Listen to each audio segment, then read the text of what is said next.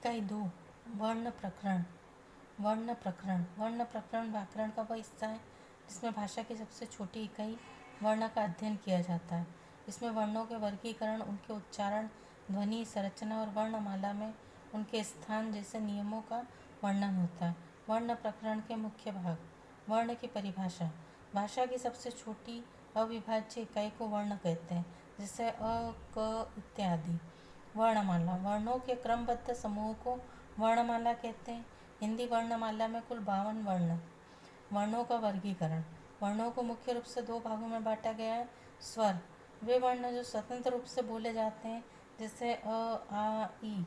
व्यंजन। वे वर्ण जिनके उच्चारण में स्वरों की सहायता लेनी पड़ती है, जैसे क, ख, ग। उच्चारण स्थान।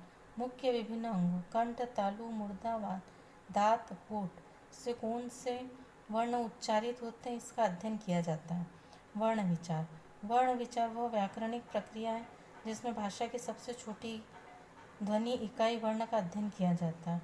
इसके अंतर्गत वर्णों के प्रकार, स्वर और व्यंजन, उनका उच्चारण, वर्गीकरण और प्रयोग के नियमों को समझा जाता है। यह भाषा की संरचना और व्याकरण को समझने के लिए महत्वपूर्ण है। वर्ण विचार में शामिल है। वर्ण वह छोटी से छोटी ध्वनि जिसके वो टुकड़े नहीं किए जा सकते। हिंदी में कुल उच्चारण के अनुसार 52 वर्ण होते हैं। स्वर। वे वर्ण जिनका उच्चारण स्वतंत्र रूप से होता है और जिनके उच्चारण में वायु बिना किसी बाधा के मुंह से बाहर निकलती है। हिंदी में 11 स्वर हैं। अ, आ, ई, उ, री, ए, ओ, अ। व्यंजन। वे वर्ण जिनके उच्चारण में किसी न किसी मुख्य अंगों को छूना पड़ता है और जिनके उच्चारण के लिए स्वरों की सहायता लेनी पड़ती है।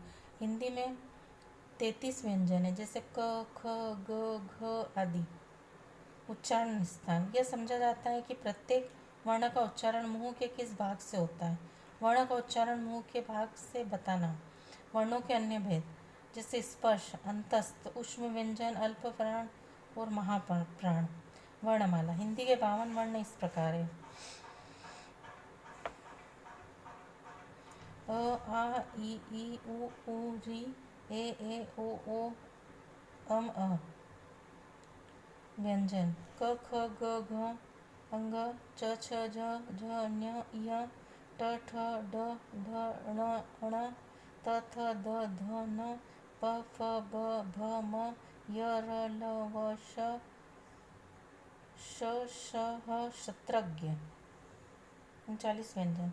स्पर्श व्यंजन। 25 स्पर्श व्यंजन है। क से म तक नासिक के। इनके उच्चारण में हवा नाक से निकलती है, जैसे अंग, य, अण, न, म। नासिक के व्यंजन है। मूर्धन्य।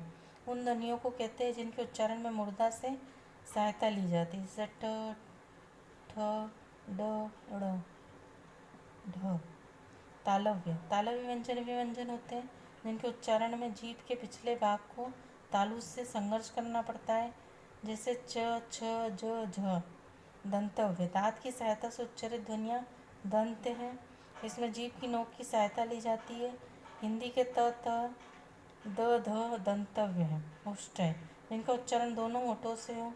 प, फ, ब, म, ब, भ, म। ऐसे ही इन्हें दंतोष्ठ भी कहते हैं। कंठव्य। क, ख, ग, घ। अंतस्थ व्यंजन। य, र, ल, व। ऊष्म व्यंजन। श, श, स, ह। अल्प प्राण। जिन व्यंजनों के उच्चारण में हवा का आधिक्य न हो या श्वास बल कम होने अल्प प्राण कहते हैं। क, ग, घ, च, झ, ञ, ट, ड, ण, त, द, न, प, ब, म, य, ल, र, ड़। महाप्राण। जिन व्यंजनों के उच्चारण में हवा का आधिक्य हो या श्वास बल अधिक हो उन्हें महाप्राण कहते हैं।